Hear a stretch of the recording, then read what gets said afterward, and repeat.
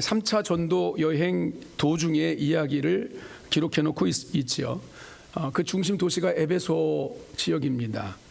바울은 그 에베소 지역에 있는 사람들에게 세례를 베풀었습니다. 예수의 이름으로 세례를 베풀고, 그러니까 성령의 역사하심이 나타났는데 성령 강권적으로 그 마음 움직이셔서 여러 가지 증거를 보여주시는 일들이 이 에베소 지역에서 일어났습니다.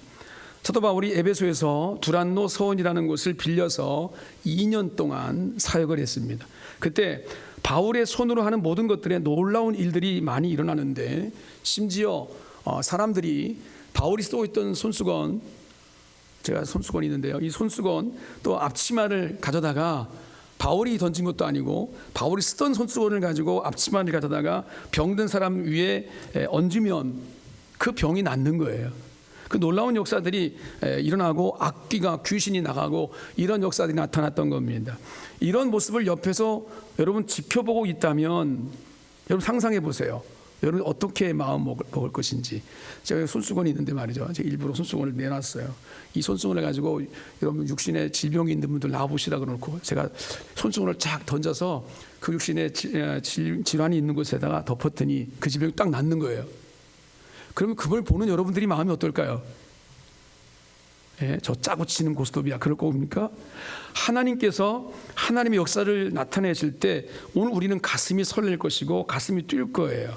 사도 바울이 지금 우리들 옆에서 사역하고 있다고 한다면, 저도 마찬가지겠지만 여러분 모두가 놀라운 일들을 보면서 나도 저렇게 됐으면 좋겠다, 우리도 저렇게 됐으면 좋겠다, 우리 교회가 저런 능력과 권세 가운데 힘입었으면 좋겠다라고 하는 그런 생각이 들지 않겠습니까? 에베소에도 마찬가지였습니다.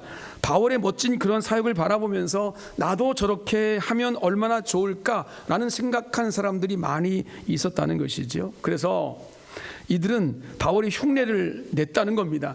똑같이 예수의 이름을 들먹이면서 바울이 전파하는 예수를 의지해서 내가 명한다, 너 안에 있는 귀신은 나가라, 귀신을 내쫓는 그런 역사를 했다는 겁니다. 흔히 말하는 축기 사역이라고 말하는데, 축사 사역.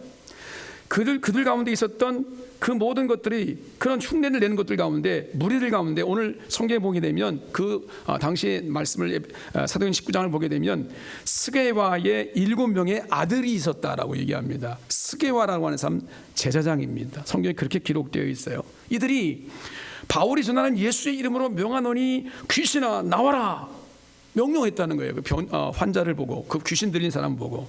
그랬더니 그 사람에게 들어가 있던 귀신이 뭐라고 말하느냐면, 내가 바울도 알고 내가 예수도 아는데 그러면 너는 누구냐? 오히려 그 안에 있는 귀신이 이 스게와의 아들들과 또 그걸 흉내내는 사람들에게 오히려 선포하면서 강력한 힘으로 선포하는 사람들을 압제하는 거예요. 그러니까 그렇게 선포했던 사람들이 두려워가지고 벗은 채로 도망갔다라고 하는 것이 성경에 나타나고 있습니다. 이 일로 인해서 그들은 창피를 당했지만 성경을 보게 되면 예수의 이름을 그들이 선포했잖아요. 어차피 그죠? 예수의 이름으로 귀신아 나와라라고 하는 이러한 일들을 바라보면서 많은 사람들이 사도 바울이 증거하는 저 예수는 진짜구나라고 하는 것들이, 그래서 예수의 이름이 높아지는 결과를 가져왔다라고 하는 것이 성경에서 말씀하고 있는 내용입니다. 그런데 한번 생각해 볼 것이 있는 게, 제사장 스게와의 7 아들들, 한번 그들의 심정을 한번 생각해 보는 겁니다. 사실 스게와를 제사장이라고 성경에서 증거하고 있습니다만, 정말 이 사람이 진실한 제사장이었다면 왜 이 사람은 예루살렘에서 이 에베소까지 멀리 떨어져 있을까라는 걸 생각해 보는 거예요. 전반적인 내용을 볼 때 아마도 제사장 이 가문을 빙자하는 사람은 아닐까, 이런 의심이 넉넉히 드는 문제입니다. 아니면 정말 제사장의 가문이라면 멀리 에베소까지 왔을 정도로 자신이 뭔가 이익을 위해서 여기까지 왔을까, 유대인들이 많이 사는 이 에베소 지역으로 이동해서 내가 뭔가를 이루어야 되겠다는 생각을 했을 수도 있습니다. 어쨌든 그 사람들이 빙자를 했던 아니면 이익을 따라 에베소까지 왔던 이들이 제사장으로 알려져 있다는 것은 그들의 삶 속에 그만큼 하나님을 믿는 믿음의 영역을 중요하게 여기고 있다는 것은 사실일 것입니다. 그런 그들 입장에서 사도 바울이 하는 일들을 보니 놀랍고 정말 경이롭기 그지없는 거예요. 부러운 거죠. 나는 평생 하나님을 따라 쫓아다녔는데 나는 그런 일도 나타나지 않던데 저 사람은 어떻게 저런 역사 나타나지? 라는 생각이 들어서 부러웠던 겁니다. 만약 자신들을 통해서, 나를 통해서 저런 역사 나타난다면, 내가 기도할 때 예수 이름으로 귀신을 나가라고 선포한다면, 귀신이 나간다면, 만약에 내가 가지고 있는 이 제사장의 파워와 권위는 더 높아질 것이다, 이런 생각이 들지 않겠습니까? 그런 면에서 바울을 흉내내는 것을 해보았는데 이것은 상당히 매력적인 일이었을 것이다 라는 생각이 듭니다. 만약 이것이 성공만 한다면 말이죠, 에베소 지역의 유대인들이 자신들을 어떻게 생각했냐고요. 자, 저 제사장들은 유력한 사람들이다, 우리 저 사람들의 믿음을 본받자, 저 사람들을 따라가자, 이런 엄청난 영향력을 행사할 수 있지 않겠습니까? 그런데 결과는 생각과는 전혀 달랐습니다. 자신들이 오히려 귀신들에게 제압을 당해버리고 말았습니다. 그리고 우리도 그들이 한 말을 해서 한번 깨닫는 것이 있다는 것을 생각하게 되는 게, 내가 바울도 알고 예수도 아는데 그러는 너는 누구냐? 귀신이, 마귀가 우리에게 묻고 있는 거예요.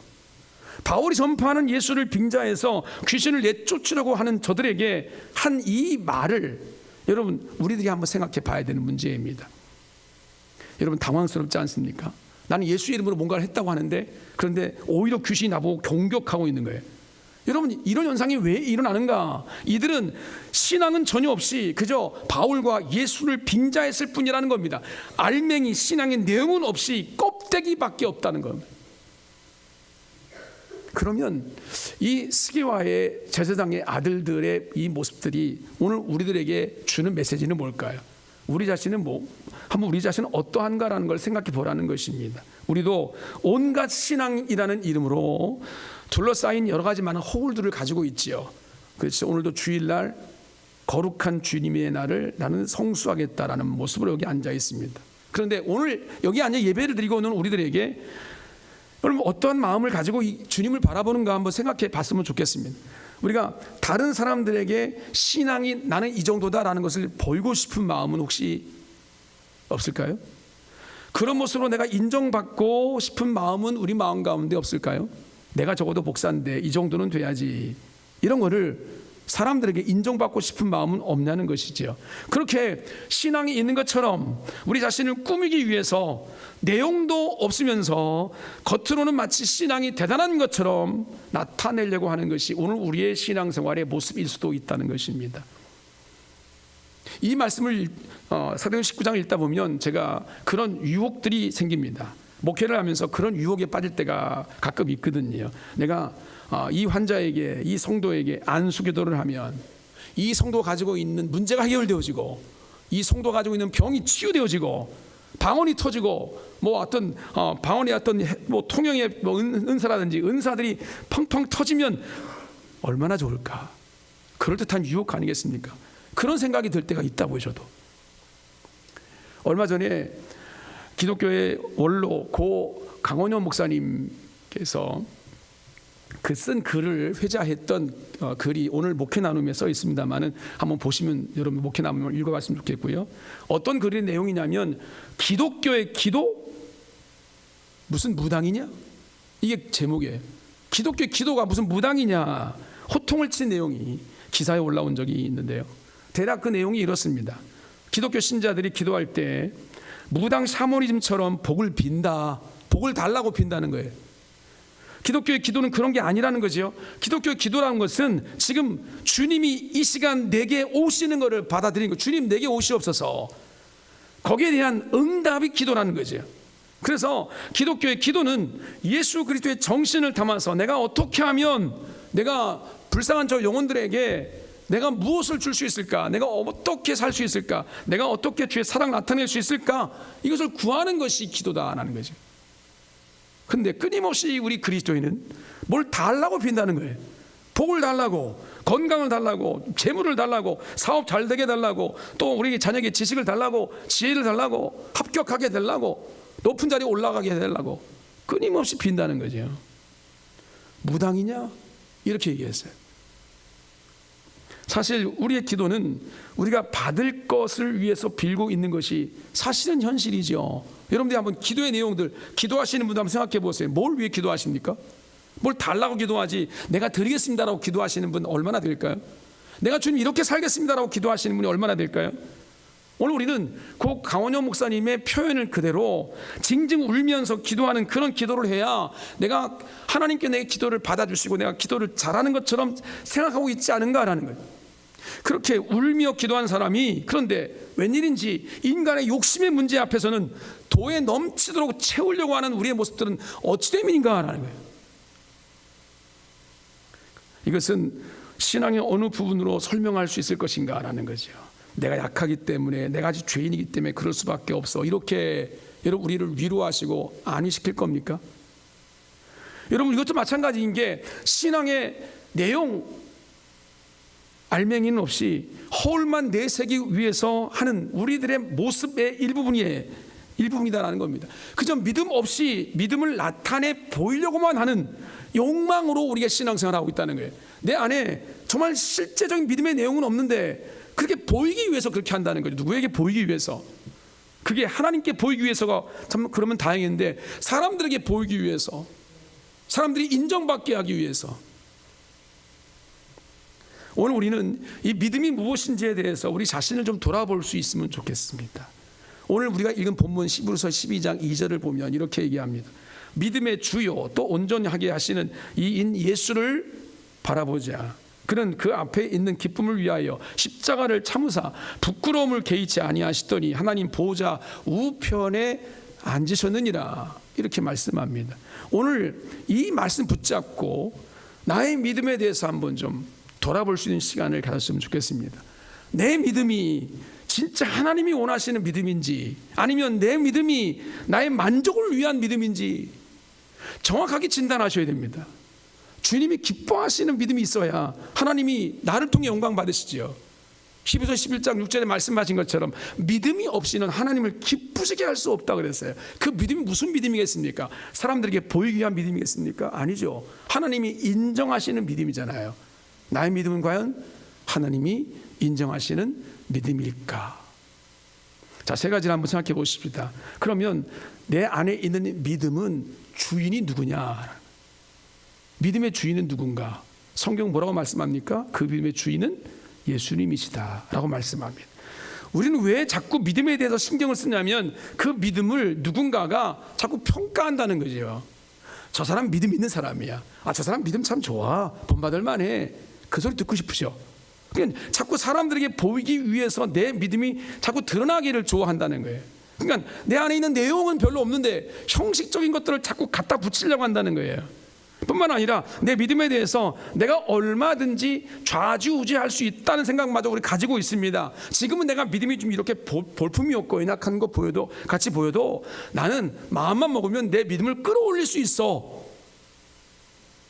대단한 거죠. 이렇게 착각하고 있다니까요. 내 믿음의 현주소를 내가 좌지우지하려고 한다고 하는 것입니다. 굉장한 착각이고 교만입니다. 이것이 나의 자랑거리로 내세우고 있는 사람도 있다는 거죠. 그렇지만 이런 생각들에 대해서 히브리서 기자가 아주 쐐기를 받고 있어요. 믿음의 주인은 오직 예수님이시다. 오늘 보면 사용되어 이 주인이라는 말, 믿음의 주인, 주인이라는 이 말은 소유권을 말하는 것이 아닙니다. 소유권에 대한 이 생각을 우리가 가지고 있는데 영어 성경을 보게 되면 소유권보다 훨씬 뛰어넘는 개념으로 우리 가운데 표현해주고 있어요. 영어 성경을 표현한 걸 여러 성경을 찾아봤더니 영어 성경에 이렇게 표현합니다. The author of faith. 그러니까 이게 무슨 말이에요? author이라고 하는 이 단어가 저자예요. 저자. 책의 저자. 이 책을 지은 사람이 author이잖아요. 그러니까 어떤 물체가 있을 때 그 생산물의 생산자, 저자, 창작자, 이게 author예요. 그러니까 믿음의 주라고 하는 이 말은 단지 주인, 소유권을 이해하는 것이 아니라 믿음을 만드신 분, 믿음을 창조하신 분이 바로 예수님이시다라는 거예요. 창조는 소유보다 개념이 훨씬 크잖아요. 그렇죠? 소유, 컵이 소유라면 창조는 이것을 컵을 만든 사람이잖아요. 그렇죠? 그럼 마찬가지입니다. 소유는 이미 가지고 있는 것을 운용하고 있는 개념이라면 창조는 없는 것을 만들어내서 운용하시는 것이 창조이거든요. 우리의 믿음을 하나님께서 그렇게 창조하셨다는 거죠. 우리에게 있는 믿음은 우리가 만들어내는 것이 아닙니다. 내가 지금 믿음은 없지만 내가 마음만 먹으면 믿음을 내가 세울 수 있어. 천만의 말씀입니다. 여러분, 내가 갖겠다고 해서 가져지는 게 믿음이 아니라고요. 믿음은 예수님께서 오늘 우리 안에 창조해 주셔야 내 마음에 일어나는 것이, 생겨나는 것이 믿음이에요. 예수님이 만들어 주시지 않으면 여러분, 믿음을 내가 아무리 갖고 싶어도 믿어지지가 않는데요. 믿음을 가질 수가 없는데 내가 어떻게 믿음을 가져요? 오늘 우리는 창조주 하나님을 믿는데, 그런데 그 믿음 자체는 오직 예수님만이 만들어 주실 수 있다는 겁니다. 그래서 이렇게밖에 우리는 얘기할 수 없어요. 내가 믿는 게 아니라요, 주님께서 나로 하여금 믿게 하신 것이다. 할렐루야. 이게 신앙적인 고백이에요. 여러분들이 믿음 있다고 자랑하지 마시라고요. 오직 내 믿음의 창조자는 주님이셔, 예수님이십니다. 이게 진짜 진정한 신앙, 성경적인 고백이란 말이죠. 그래서 사도 바울은 에베소 2장 8절에 뭐라고 말합니까? 믿음은 하나님의 선물이다. 선물이에요. 값없이 우리가 주신 거예요. 믿음의 주인이 오직 예수님이시기 때문에 오늘 우리의 이 믿음을 나의 드러나는 훈장이나 어떤 계급장처럼 여길 수 없다는 것입니다. 믿음은 나의 자랑거리가 아니라고요. 믿음이 있다고 하시는 분들 교만하지 마세요. 나는 믿음이 이렇게 좋습니다라고 자랑하지 마시라고요. 여러분 것이 아니라고 하나님이 주신 거예요. 그러니까 우리가 전도를 할 때, 우리가 요즘 5.16 새생명 주제를 놓고 전도지도 돌리고 열심히 전도하려고 애를 쓰고 있는데, 전도할 때 여러분들이 많은 사람들이 뭐라고 전도합니까? 전도를 해보신 분들 알지요? 여러 가지 많은 얘기를 하지만 너도 예수 믿으면 나처럼 돼. 너도 예수를 믿으면 복 받아. 너도 예수를 믿으면 나처럼 일이 잘 될 거야. 내가 옛날에 죽을 뻔했는데 내가 병이 났어. 너도 예수를 믿으면 그렇게 될 거야. 여러분, 이런 말을 사용하지 말라는 것입니다. 여러분, 왜 그런 말을 하냐면, 그렇게 말을 하면 그 모든 믿음의 주체를 나 자신에게 돌리는 거예요. 근데 여러분, 적어도 이런 말은 할 수 있죠. 너도 예수를 믿으면 나처럼 하나님의 은혜 받을 수 있어. 너도 나처럼 구원받는 하나님의 자녀가 될 수 있어. 이 말은 성립이 되죠. 이런 의미에서 이런 말 외에 여러분들의 믿음을 자랑거리처럼 내세우지 말란 말이에요. 예수님이 창조해서 주신 믿음이기 때문에 주인은 오직 예수님만 돼야 될 줄로 믿습니다. 믿음의 창조자는 오직 예수님이시기 때문에 누구에게든지 믿음이 생겼다면 그것은 예수 그리스도의 십자가의 은혜로 나에게 주신 하나님의 선물입니다. 할렐루야. 그런데 동시에 성경에서는요, 참 아이러니하게 우리에게 믿음을 촉구합니다. 믿음을 가지라고 그럽니다. 믿느냐 믿지 않느냐라고 하는 이 부분을 당사자 개인에게 책임을 물어요. 그렇죠?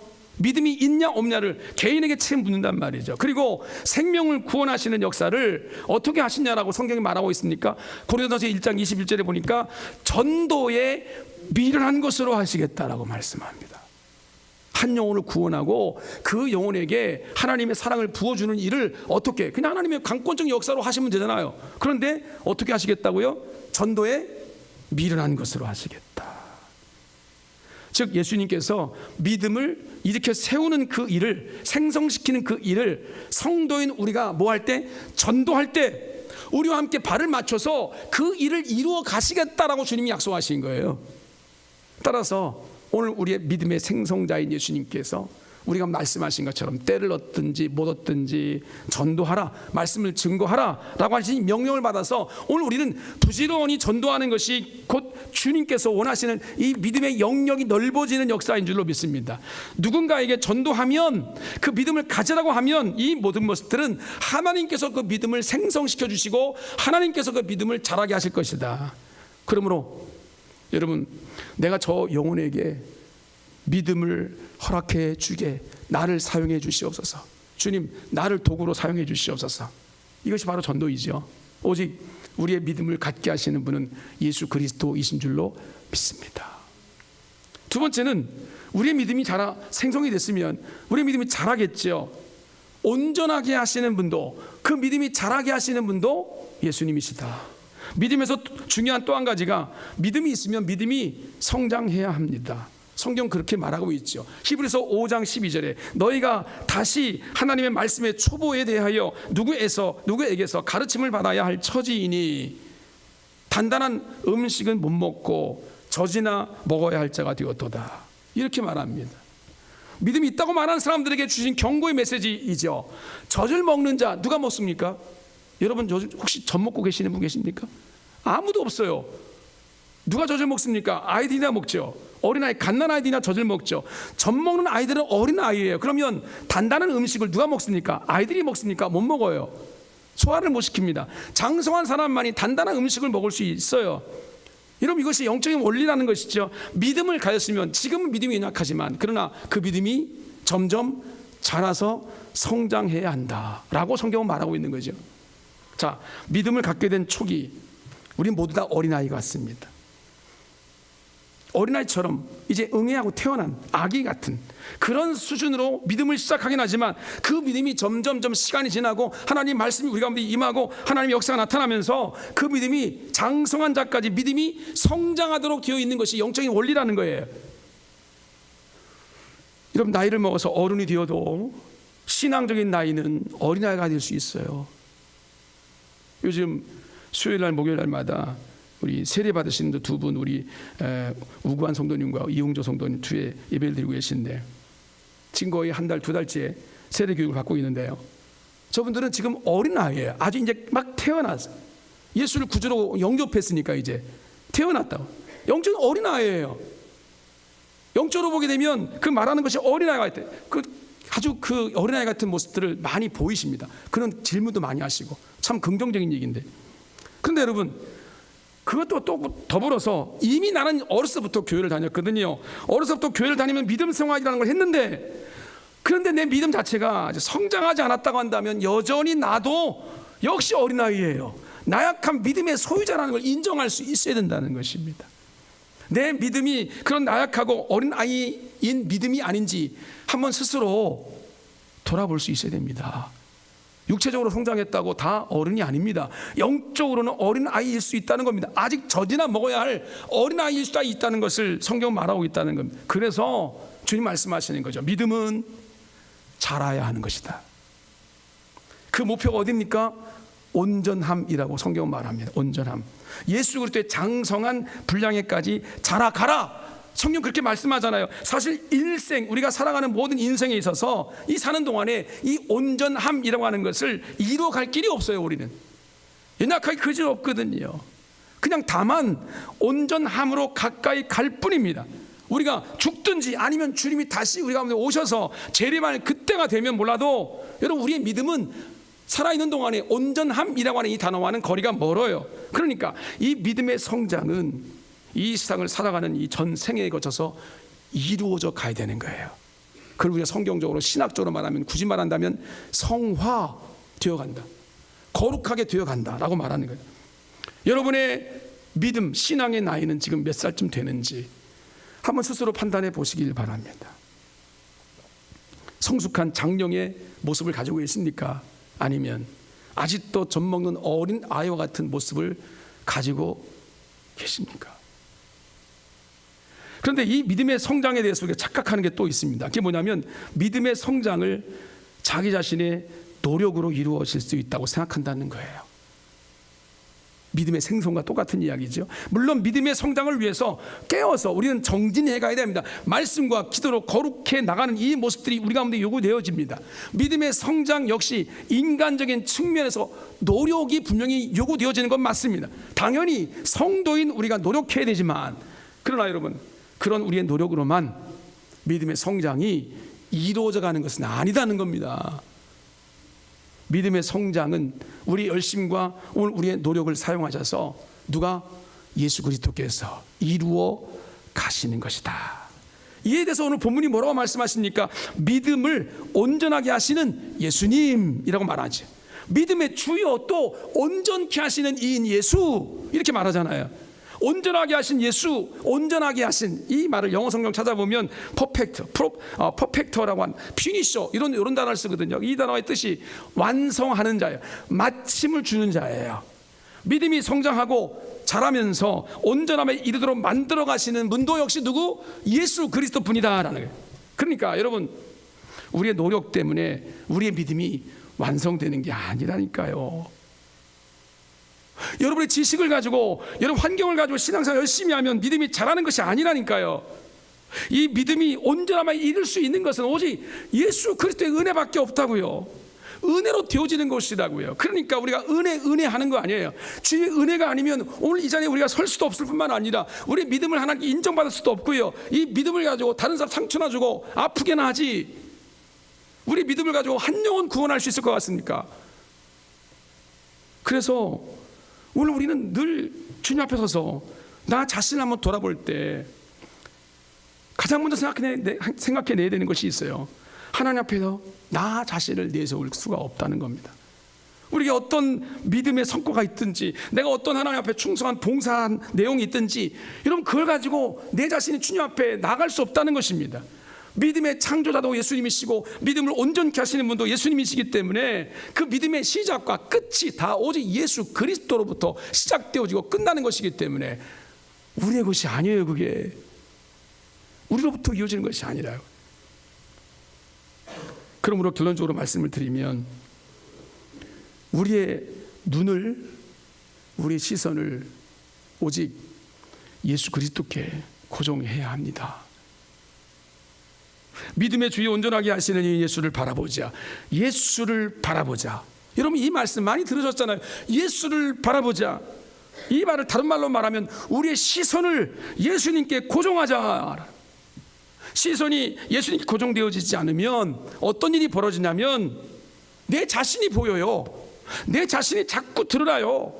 내 자신이나 업적이 자꾸 생각나요. 내가 어떤 사람인가가 자꾸 보여요. 내가 이 정도 사람인데 내 나를 인정 안 해줘. 이 정도 사람인데 왜 내가 이런 대접을 받아야 돼? 이렇게 되는 거예요. 여기서부터 우리가 문제가 생기잖아요. 그래서 여러분 믿음을 자기 마음대로 좌지우지할 수 있다고 생각하는 이 착각에서 벗어나야 되고요. 이 착각은 결국 우리 인생을, 우리 신앙생활을 교만으로 빠지게 만들어 버립니다. 나처럼 믿으면 되는 거지 뭐 이렇게 생각한다니까요. 교만이 얼마나 하나님이 싫어하시는 것인지 아시잖아요. 그러므로 여러분 우리의 시선은 예수님께 고정되어야 되고, 우리의 시선이 예수님 고정되면 일어나는 현상은 딱 한 가지입니다. 오직 주님의 십자가밖에 안 보여요. 그러니까 여러분 십자가 목걸이 하고 다니는 거 아니에요? 심지어 젊은이들은 귀걸이, 코걸이까지 하고 다니는 거 아니에요? 십자가를 왜 달고 다니십니까? 왜 걸고 다니시냐고요? 오늘 우리가 오직 믿음으로 주님을 바라보면 십자가밖에 안 보인다니까요. 예수님의 십자가를 바라보는 사람은 결코 자기 자랑을 할 수 없어요. 교만에 빠질 수가 없어요. 이게 주님의 십자가를 바라보는 사람들의 모습이에요. 자신의 죄악 때문에 십자가에 달려 죽으신 그 주님의 십자가가 내 삶에 보이는데 어떻게 자기 자랑을 해요? 어떻게 자기 교만에 빠져요? 오직 하나 기억나는 것은 주님 나를 구원해 주셔서 감사합니다. 이게 우리의 믿음의 실체잖아요.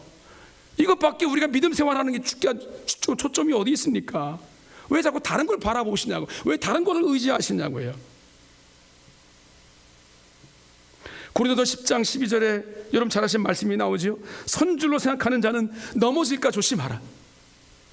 여러분 이 말씀처럼 우린 넘어질까 조심해야 됩니다만, 십자가에 달리신 예수 그리스도가 내 심령 가운데 나를 지배하면 여러분 나의 잘남을 자랑할 수 없어요. 내 교만할 수가 없어요. 넘어질 수가 없어요. 십자가를 바라보면.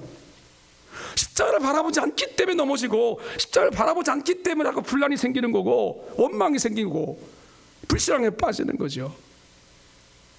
반대의 상황도 마찬가지입니다. 오늘 우리는 너무 어렵고 열악한 상황을 만날 때가 있죠. 여러분들 가운데 지금 그런 분도 많이 계실 거예요.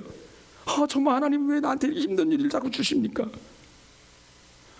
너무 괴롭습니다. 고통스럽습니다. 과연 하나님 살아계시는 거 맞습니까? 탄식하는 경우도 있죠.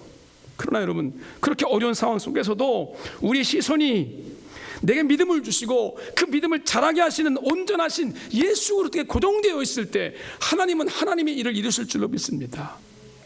아무리 어려운 상황이라도 나를 위해 십자가를 지시고 고난받으신 죽으신 예수님을 바라보면 여러분 오늘 우리는 예수 그리스도밖에 의지할 대상이 없어요. 그리고 예수님은 그렇게 우리를, 주님을 의지하는 우리의 믿음을 보시고 그 믿음을 붙드셔서 결국 우리를 성화, 온전하게 완성해 주실 줄로 믿습니다. 주님께서 원하시는 건 성경에 말씀하신 것처럼 그 누구도 하나도 땅에 떨어지지 않고 믿음을 온전하게 하시기를 주님은 원하십니다. 지금 우리가 사는 이 시대적인 상황을 보시면, 여러분들의 삶을 보시면 알아요. 마치 어둠의 세력이 이기는 것 같아요. 예수 안 믿는 사람들이 이기는 것 같아요. 어둠이 둘러싸여 있는 것 같고 막막한 우리 인생의 길로 인해 탄식할 수밖에 없는 상황이 있을 수 있어요. 그런데 여러분 기억하십시다. 그게 전부가 다 아닙니다. 우리의 믿음을 온전하게 하시는 예수님은 어떤 상황 속에서도 절대 나를, 우리 교회를 포기하지 않으십니다. 그렇기 때문에 오늘 우리는 예수를 바라보면, 주님을 의지하고 나가면 하나님의 능력과 권세를 힘입어 반드시 주님의 역사, 주님의 승리를 맛보게 될 줄로 믿습니다. 그러므로 내가 지금 어디를 바라보고 있는가를 한번 생각해 보십시다. 여러분들은 무엇을 바라보십니까? 오늘 이 시간 교회 나오셨는데, 지금 여러분 예배 드리고 계신데 교회 나와서 무엇을 보십니까? 누구를 보십니까? 어디 시선을 돌리고 계시는 겁니까? 잘난 사람들을 봅니까? 아니면 못난 사람을 봅니까? 못난 목회자들, 성도들을 보고 바라보고 계십니까? 아니면 지금 내게 처해 있는 어려운 상황만 바라보고 계십니까? 가정에서 무엇을 보십니까? 내 관심과 애정이 없어 보이는 남편과 혹은 아내를 바라보시고 탄식하고 계십니까? 직장에서 불의하고 합리적이지 못한 상사들과 시스템 때문에 내 마음에 너무 무겁고 이 이상 내가 왜 살아가야 되는지 낙심하고 계십니까? 이런 모든 세상적인 관심을 갖도록 만드는 것들, 거기에 초점 갖지 마시고, 내가 믿음이 있고 하나님 바라본다고 하는 것은 그 모든 상황을 이용하셔서 주님의 역사를 나타내 주실 하나님의 영광 안에 거하는 것이 바로 믿음입니다. 그러므로 그리스도인의 시선은 어떤 상황에서도 예수 그리스도께 고정되어지는 것입니다. 그래야 할 때 주님께서는 우리의 믿음을 붙들어 주실 것입니다. 그 믿음을 반드시 승리로 이끌어 주실 것입니다. 그러므로 내 믿음은, 내 신앙생활은 무엇이냐라고 말할 때 이렇게 정의할 수 있습니다. 믿음은, 신앙생활은 어떤 상황 속에서도 오직 주님만 바라보는 훈련이다. 주님을 바라보는 훈련이에요. 사람을 바라보고 낙심한 사람이 이해되어지면 여러분 그냥 용서하실 겁니까? 아니에요. 사람은 이해되어지고 이런 파악되어지는 사람들이 아니에요. 존재가 아닙니다. 그냥 사랑할 대상일 뿐이죠. 우리가 오직 바라보고 믿음으로 오직 주시해야 되고 고정해야 되는 것은 오직 예수 그리스도밖에 없는 줄로 믿습니다.